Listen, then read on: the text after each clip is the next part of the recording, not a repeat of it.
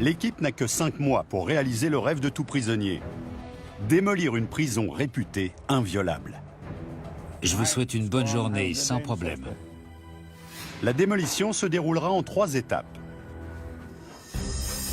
Première étape, la préparation de la démolition. Des opérations techniques qui vont du démontage des équipements au retrait des matériaux dangereux.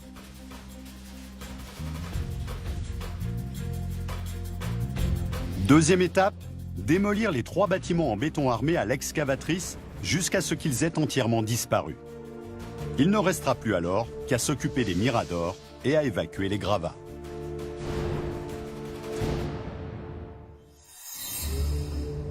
Avec ses 17 ans d'expérience dans la démolition, Joel pensait avoir tout vu. Mais c'était sans compter sur ce nouveau chantier.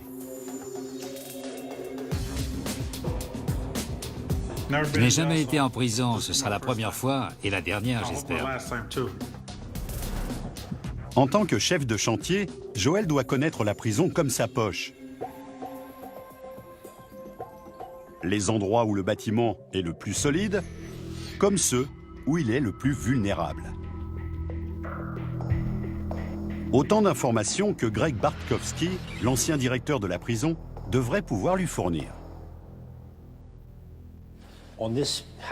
Dans ce quartier cellulaire, nous avions 68 détenus, 2 par cellule. Et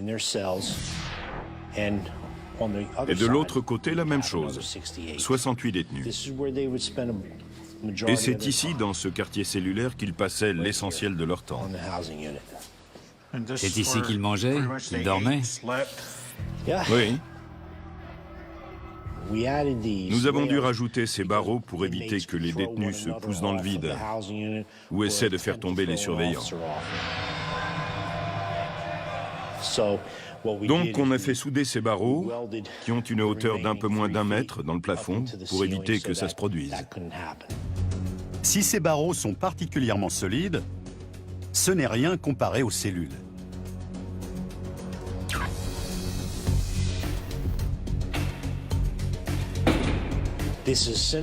Ça, c'est du parpaing renforcé avec des barres de métal enveloppées dans du béton. Vous aurez peut-être un peu de mal à passer au travers. Et côté extérieur, ce ne sont pas les obstacles qui manquent non plus. Il fallait escalader la clôture intérieure, donc passer par-dessus le rouleau de fil de fer barbelé installé au sommet. Bref, la maison d'arrêt de Riverfront n'est pas réputée inviolable pour rien. Si sa démolition ne va pas être facile, la sécurisation du site risque de l'être plus encore. Joel va devoir veiller à en interdire l'accès aux enfants qui seraient tentés d'y voir un nouveau terrain de jeu, comme aux cambrioleurs alléchés par les matériaux entreposés sur le chantier. Il va devoir interdire l'accès à un site d'où on ne pouvait autrefois s'échapper. L'impressionnante clôture d'enceinte devrait l'y aider. Mais elle aussi va devoir disparaître. C'est une prison, c'est un peu différent. Il va falloir s'adapter, ce sont des bâtiments pas comme les autres. Et puis, il y a le matériel qu'il va falloir surveiller. Les puissantes machines dont lui et ses hommes vont avoir besoin pour la démolition. Comme celle qui va servir à faire tomber les miradors, l'excavatrice Liebherr 954. Son bras hydraulique permet de travailler à une hauteur de plus de 18 mètres.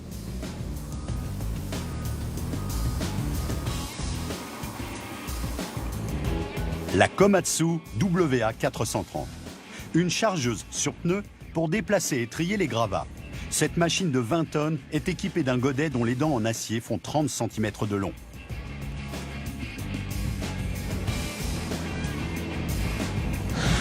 Et, cerise sur le gâteau, des chargeuses compactes, de petites machines très maniables qui n'auront aucun mal à se glisser entre les bâtiments cellulaires.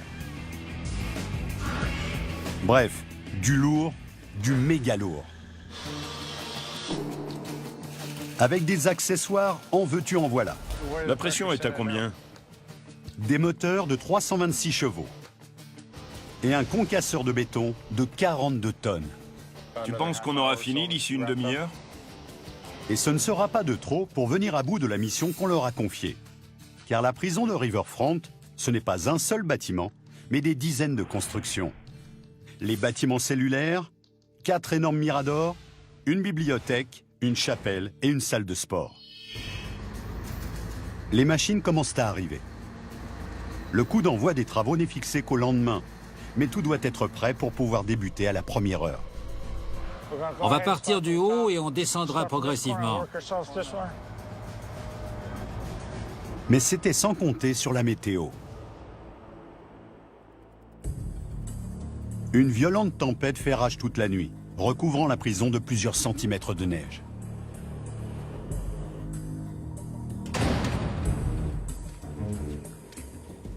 Salut les gars.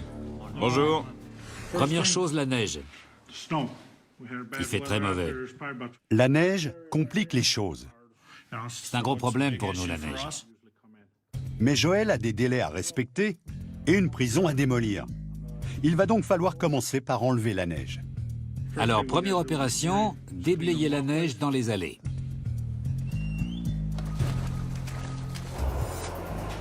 Tout le monde se met au travail. Heureusement, ce ne sont pas les pelles qui manquent. Et celles-ci sont impressionnantes.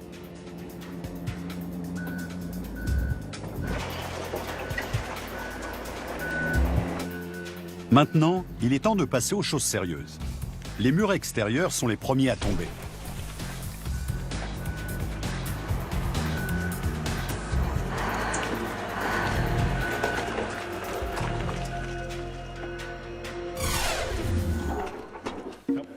À l'intérieur, une équipe spécialisée dans la récupération se met en quête de tout ce qui peut être recyclé.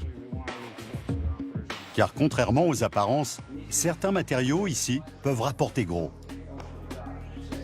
Et il semblerait que Greg Nichols, un des membres de l'équipe, ait décroché le jackpot. Il a découvert du cuivre, le plus cher des métaux communs. C'est la salle du groupe électrogène, donc tout le cuivre arrive ici. Sous forme de fils électriques cachés à l'intérieur de ces câbles. On commence par découper les conduits et les câbles pour pouvoir tirer dessus avec la machine qui est à l'autre bout.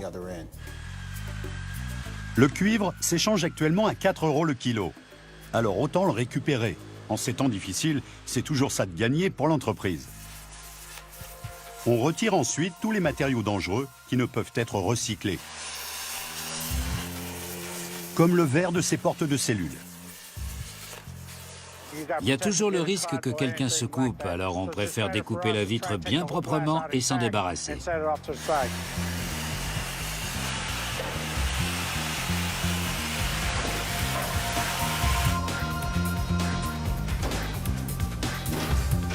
Ces ampoules contiennent du mercure, qui lui aussi va devoir être collecté et dirigé vers des installations de traitement appropriées.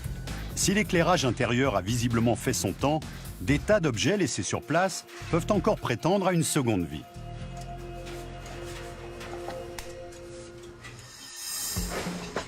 Ils vont pouvoir être revendus à des centres de collecte comme celui d'Harrisburg, en Pennsylvanie. Pour Rick Berger, l'assistant administratif du centre, chaque nouvel arrivage réserve son lot de surprises. Ce sont des caméras de surveillance qui viennent d'une prison. Elles sont plus toutes jeunes. Elles doivent dater de l'époque où Al Capone essayait de se faire la belle.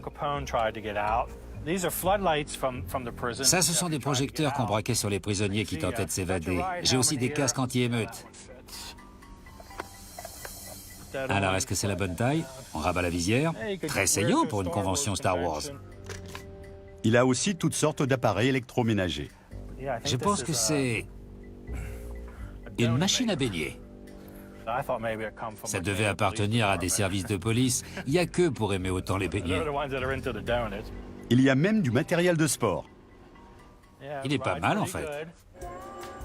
Et des tas d'autres accessoires en provenance de maisons d'arrêt. Alors là, on a le Nec Plus Ultra. Des toilettes qui viennent d'une prison et qui ont apparemment bien servi.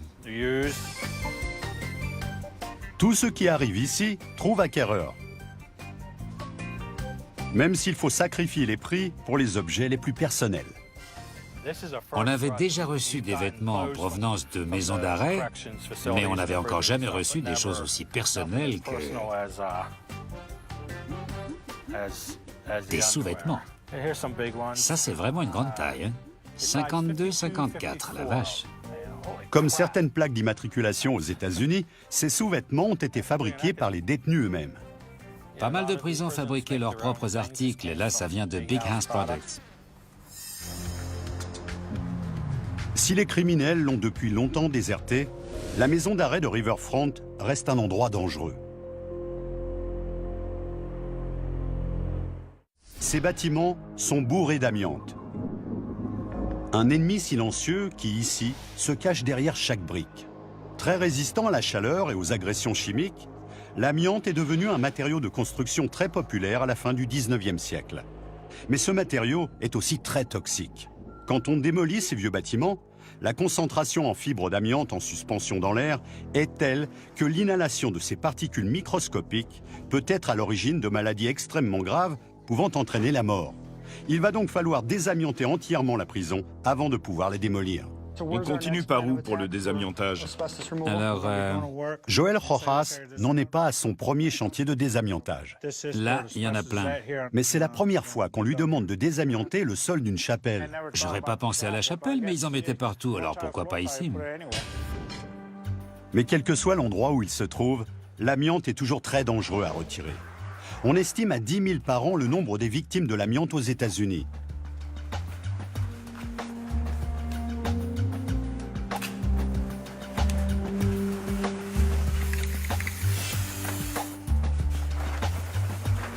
Le travail de confinement de la zone ne peut se faire sans combinaison étanche et masque avec assistance respiratoire. Mais la chapelle n'est pas le seul bâtiment à traiter. De l'amiante, il y en a derrière chacune des briques de chacun des murs de la prison. Ça, c'est la brique qu'on retire en premier. Et juste derrière, il y a le polystyrène.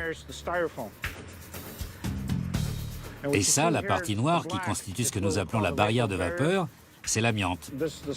C'est noir.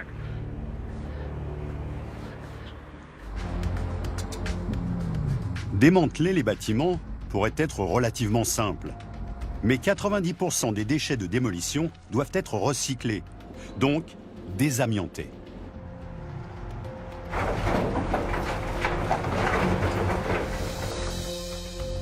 Il va donc falloir commencer par retirer les briques extérieures, déshabiller le mur de sa première couche de briques pour isoler l'amiante et récupérer ensuite les briques.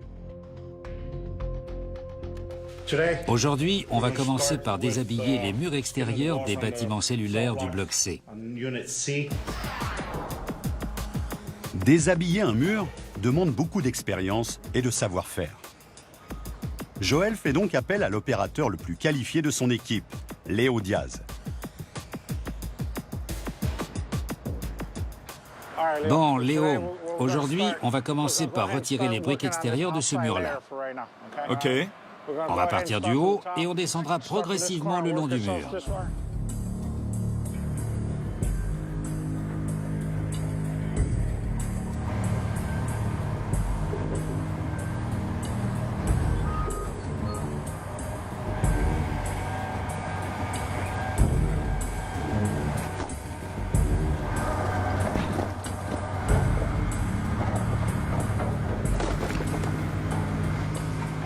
Là aussi, j'enlève, hein.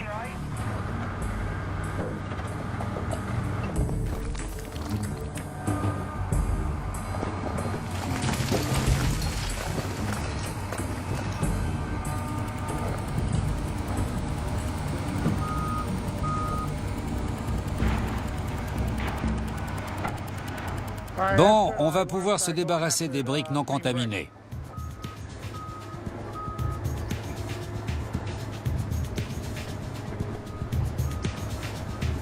Les briques non contaminées sont rassemblées avant d'être recyclées sur place.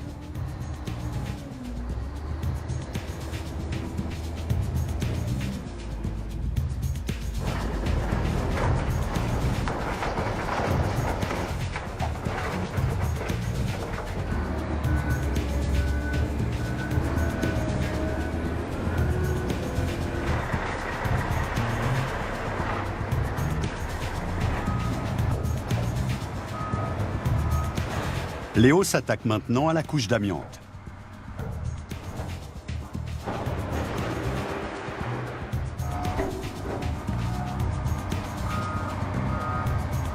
On pulvérise de l'eau sur les murs pour limiter les émissions de poussière.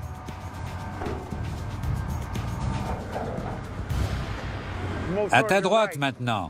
Arrache aussi de ce côté-là. 2 semaines plus tard, le premier bâtiment cellulaire est entièrement désamianté. On va pouvoir passer à la deuxième étape, la démolition du bâtiment. Il va y avoir de la casse aujourd'hui.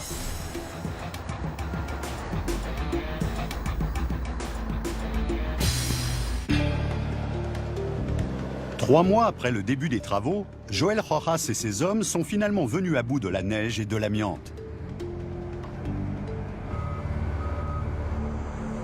C'est l'heure de passer aux choses sérieuses. Aujourd'hui, on s'attaque au bâtiment cellulaire. On va commencer par celui du fond. On partira de la partie centrale et on commencera à faire tomber le deuxième étage.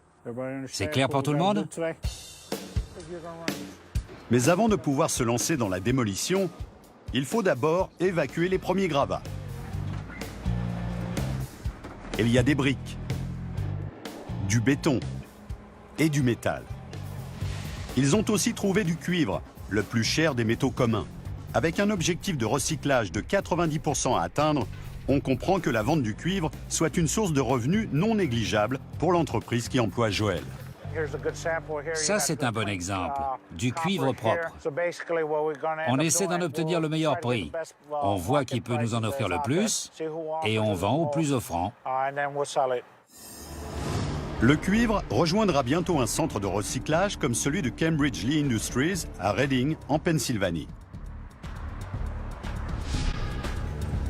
Jared Ramsberg, le directeur des opérations, supervise la transformation des vieux métaux en tuyaux de cuivre flambant neufs.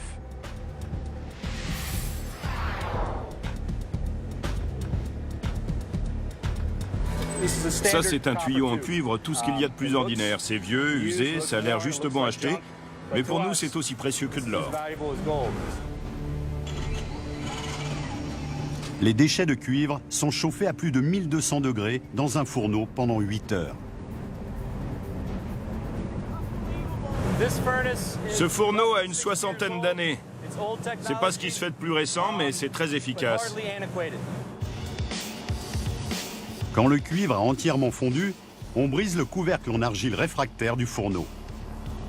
Le cuivre fondu se déverse dans un creuset, lui-même maintenu à haute température pour permettre au cuivre de rester à l'état liquide.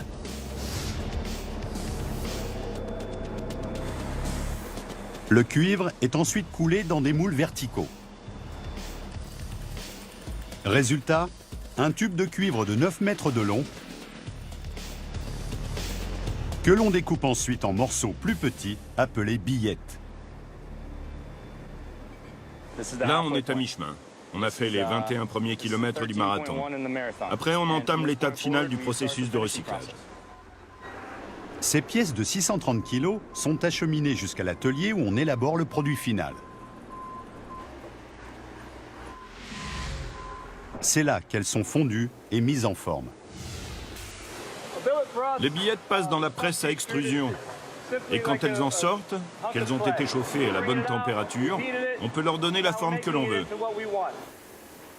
Pour les rendre malléables, elles sont à nouveau chauffées à 1010 degrés. Elles sont transformées en tubes de 80 mètres de long qui sont ensuite refroidis dans de grandes cuves d'eau. Ce cuivre est pratiquement prêt à partir. Un dernier passage dans la presse et on obtient toutes sortes de produits finis, comme ces tuyaux en cuivre. Ce qui est arrivé sous forme de déchets pourra être réutilisé pour équiper la maison du voisin. Mais revenons à notre démolition et à celle des bâtiments cellulaires plus précisément.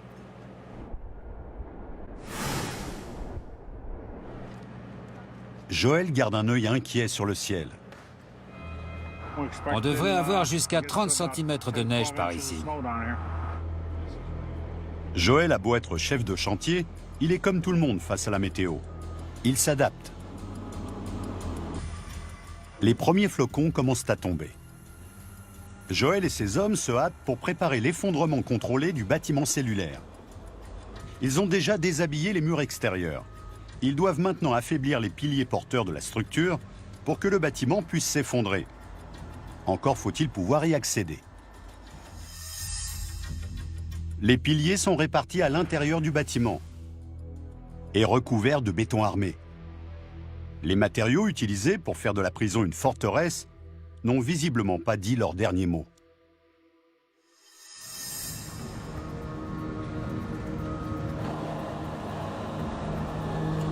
Morceau après morceau, l'opérateur de l'excavatrice avance progressivement vers l'intérieur du bâtiment, ramenant à chaque fois une montagne de gravats dans son sillage.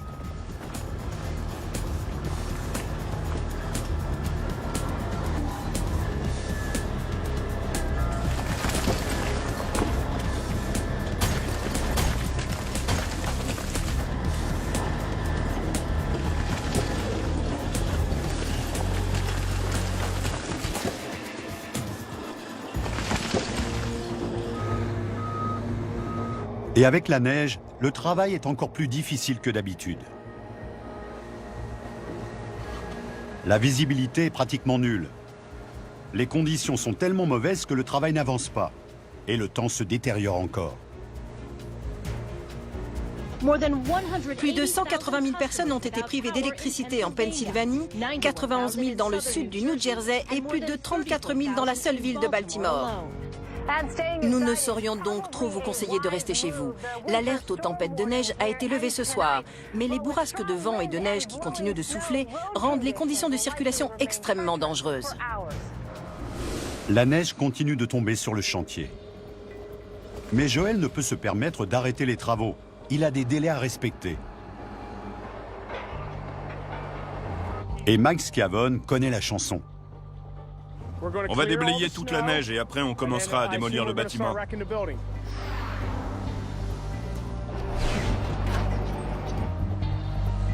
Joel doit évaluer le travail de préparation avant de pouvoir passer à la démolition du bâtiment. L'excavatrice a fait l'essentiel du travail, mais il reste encore quelques piliers porteurs. Il faut les faire tomber dans un ordre bien précis. Mais le poids de la neige risque de changer la donne. Et le bâtiment pourrait bien s'effondrer prématurément sans que personne ne s'y attende. Il ne faudrait pas que les machines soient encore en dessous quand le bâtiment s'effondrera.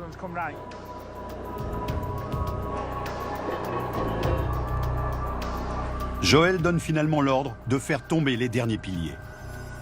Vas-y, tu peux tout démolir.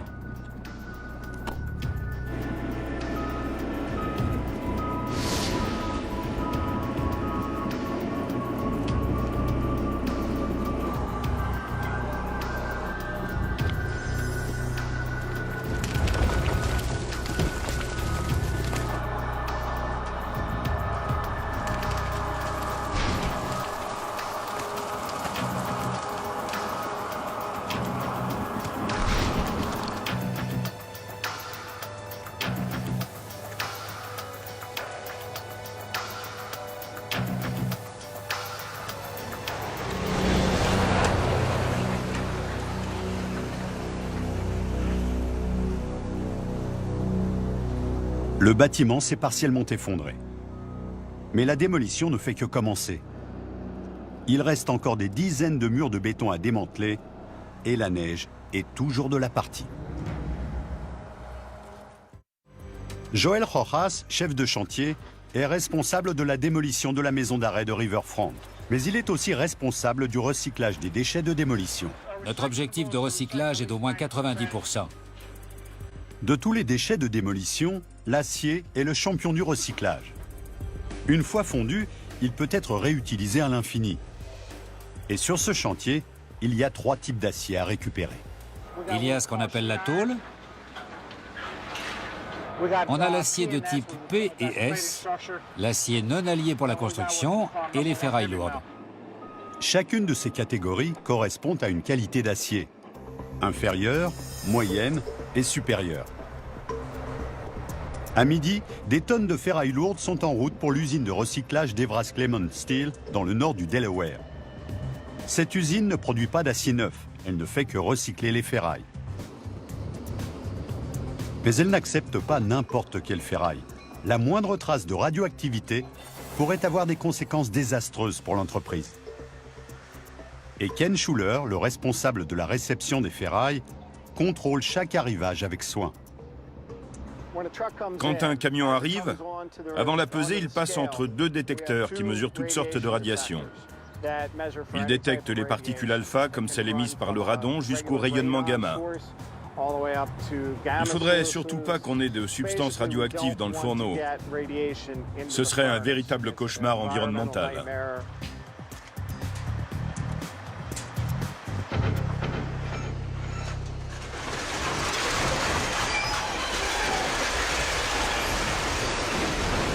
Pour Ken, c'est une journée tout ce qu'il y a de plus ordinaire.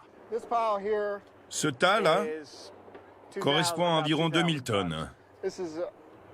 C'est ce qu'on reçoit à peu près tous les jours. Mais Ken n'a pas uniquement besoin d'acier non contaminé pour ses mélanges de métaux. Ça, ce sont des résidus de filetage qu'on récupère d'ateliers d'usinage de la région.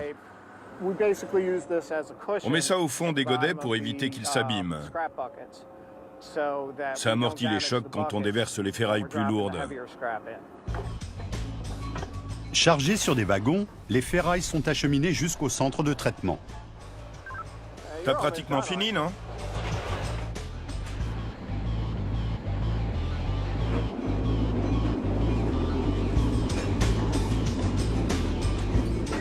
À l'intérieur, une grue aimantée transvase les résidus de filetage et la ferraille dans des godets.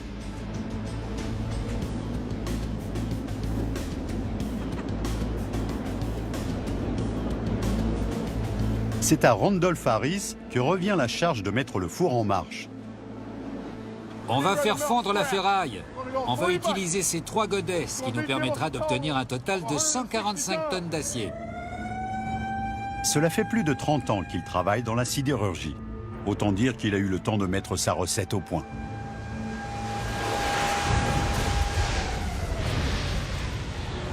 On verse la ferraille dans le four. On rabat la coupole. On allume. Les électrodes descendent.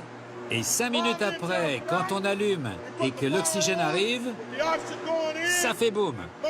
Vous allez en voir des étincelles. Pour allumer le four électrique, Randolph et ses collègues vont envoyer à 3 reprises une forte tension électrique à l'intérieur du four. On en est où là? À la première. 3 électrodes en graphite descendent de la voûte du four et s'approchent de la ferraille.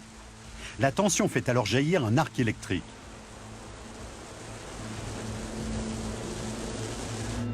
La température engendrée par l'arc, qui atteint les 1700 degrés, fait fondre le métal.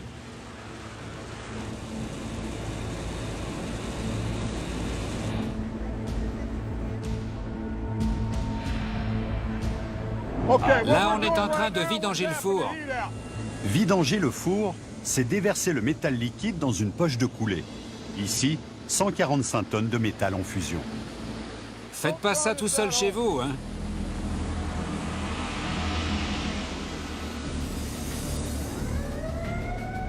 La poche de coulée est ensuite transportée mécaniquement du four de fusion au moule.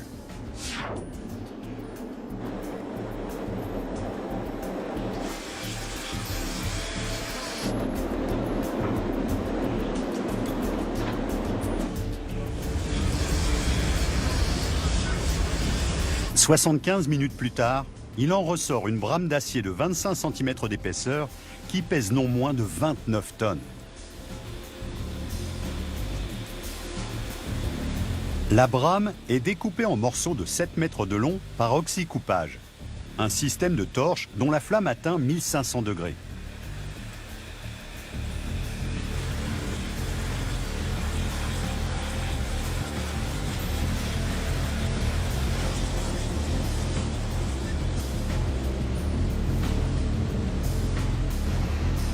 Chaque brame est marquée avec une peinture à base d'huile qui permettra de l'identifier.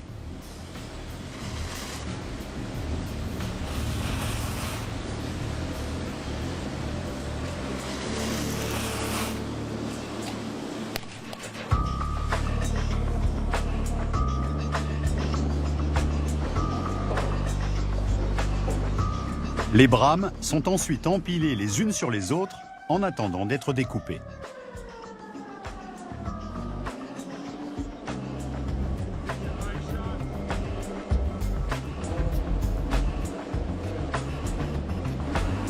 La brame est finalement réchauffée.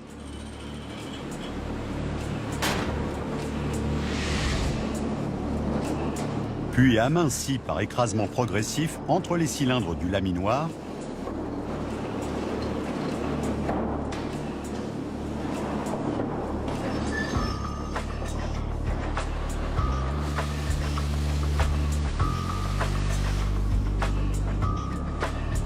Jusqu'à ce qu'on obtienne le produit fini,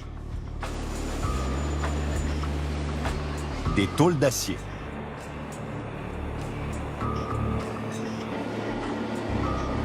Ça, c'est le produit fini. C'est ce que nous fabriquons. De l'acier qui servira sans doute à faire un pont quelque part. Cet acier recyclé, fabriqué à partir de ferrailles comme celles récupérées sur le chantier de démolition de la prison, va effectivement servir à la construction d'un pont à McLean, en Virginie.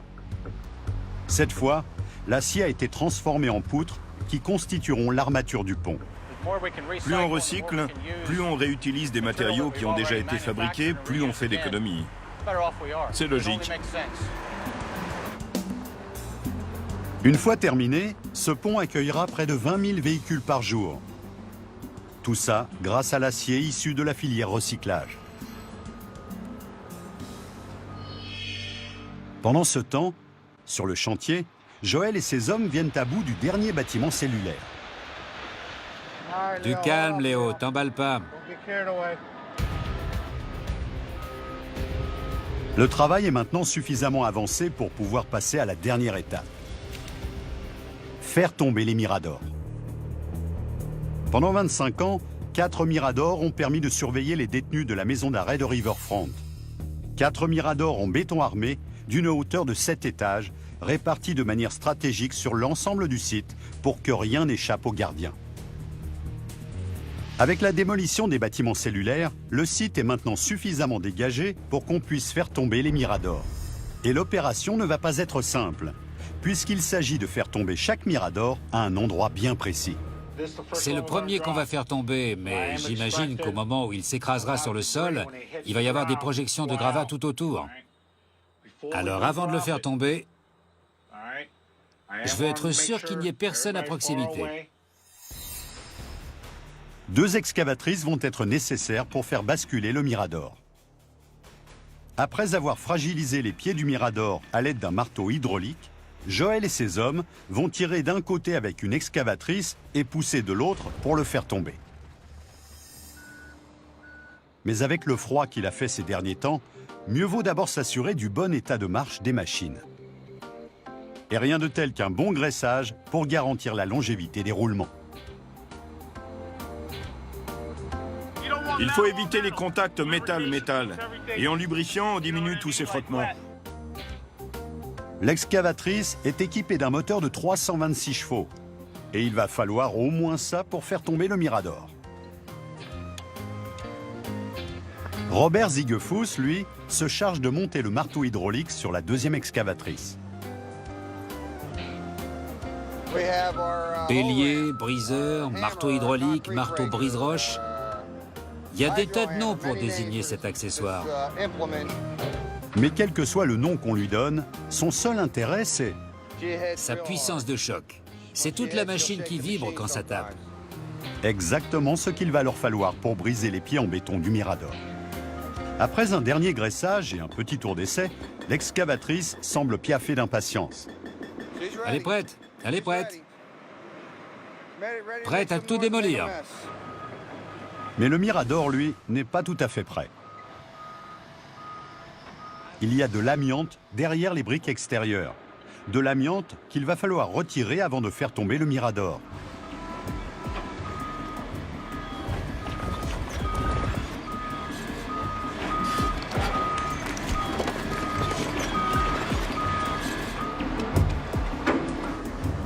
On pulvérise de l'eau sur les murs pour limiter les émissions de poussière. Après avoir enlevé les briques, Léo arrache la couche d'amiante et la mousse de polystyrène qui la maintenait en place.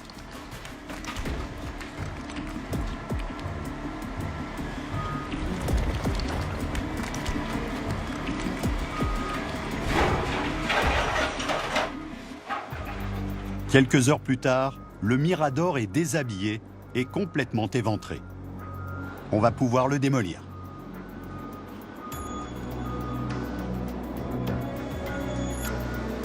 Joël et ses hommes se servent de la plateforme hydraulique pour fixer les câbles au sommet du Mirador.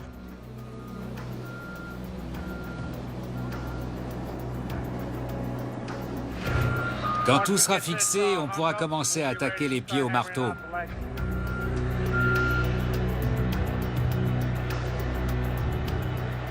L'autre bout du câble est accroché à l'excavatrice de Mike.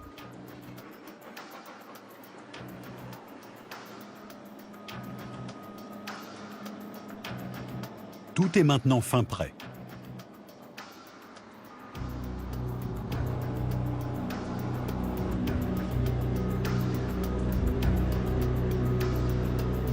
Au volant de l'excavatrice équipée du marteau hydraulique, Léo s'attaque au pied du Mirador.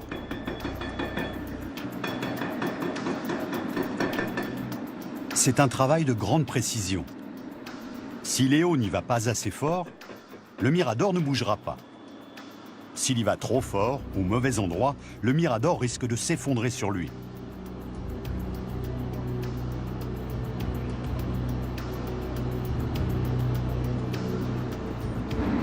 Le Mirador est maintenant en équilibre instable. Il ne reste plus qu'à tirer un peu pour le faire basculer. Mike fait marche arrière et le câble se tend. Un dernier petit coup d'excavatrice et tout le monde retient sa respiration.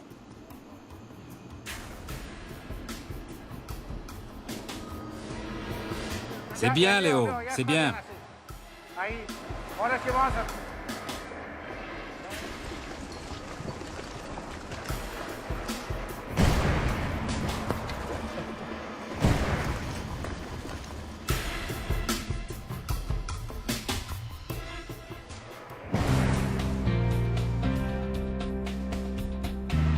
Mission accomplie.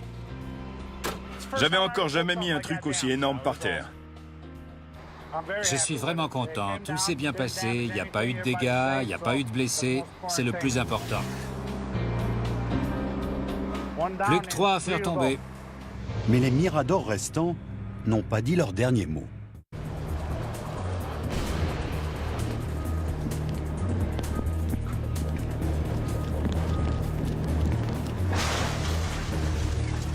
Mais l'emplacement du dernier Mirador complique sérieusement les choses. Il fait partie de la clôture d'enceinte, ce qui veut dire qu'une fois à terre, il laissera la place à une ouverture béante dans la clôture. L'équipe va donc devoir faire tomber le Mirador et refermer la clôture avant la tombée de la nuit. Le site doit être sécurisé. Il faut à tout prix qu'on ait remonté la clôture avant ce soir. Que le site soit sécurisé avant qu'on parte. Ces hommes savent ce qu'ils ont à faire. Fixer les câbles.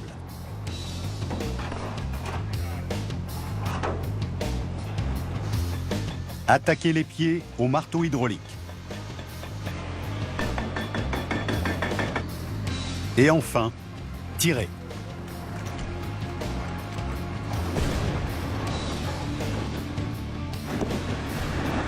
Le Mirador tombe sans difficulté.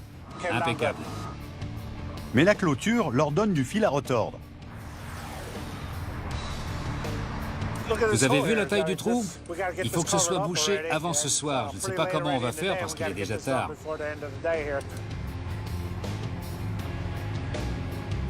Mais le temps manque. Heureusement, Joël a trouvé une solution provisoire pour la nuit. Des rouleaux de fil barbelé.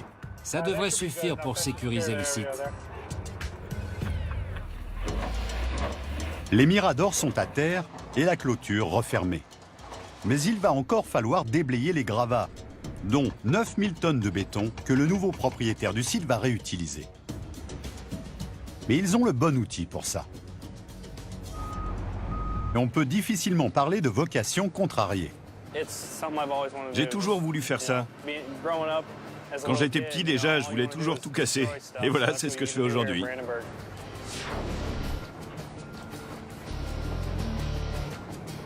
Sous l'œil attentif de Frank, une chargeuse déverse les morceaux de béton dans la gueule du concasseur.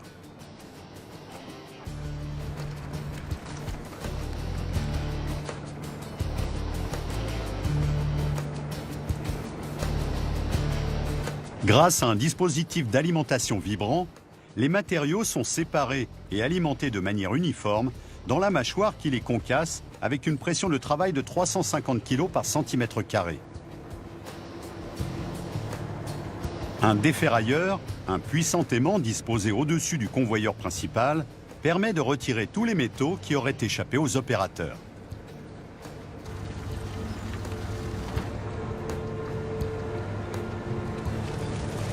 Des petits morceaux de bâtiments qui autrefois abritaient des détenus et qui bientôt vont servir au réaménagement des berges du fleuve. Quelques mois plus tard, la prison de Riverfront a entièrement disparu. Le site est prêt à accueillir un nouveau projet. Joel et son équipe ne savent pas encore ce qui a été décidé. Mais quels que soient les bâtiments qu'on y construira, ils seront toujours partants pour les démolir. Vous construisez, nous on casse.